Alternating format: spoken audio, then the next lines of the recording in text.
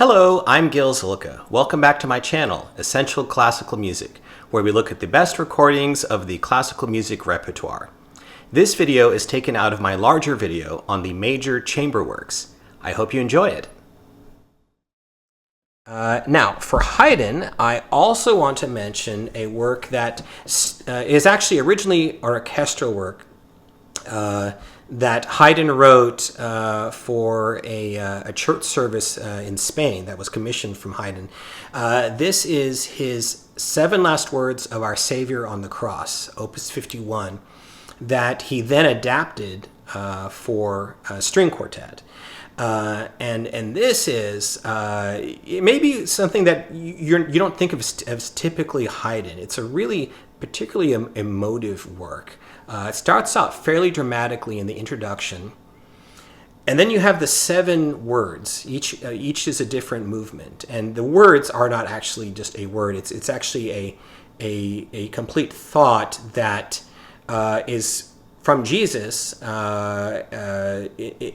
the Gospels as he's depicted on the cross. Very famous, you've probably heard a lot of them. And so what Haydn did is he depicted them musically, and it's a very moving work. Most of them, it's fairly slow, which was a challenge because, you know, you didn't have your, especially for someone like Haydn, who's very classically minded, you didn't have your fast, slow.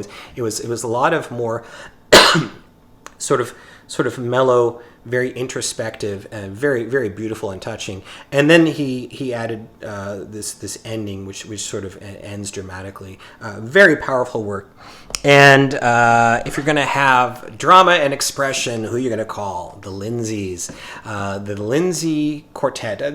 They started calling themselves they are called the Lindsays here. I think they switched from being the Lindsay String Quartet to the Lindsays at some point. But anyways, this is from 1992.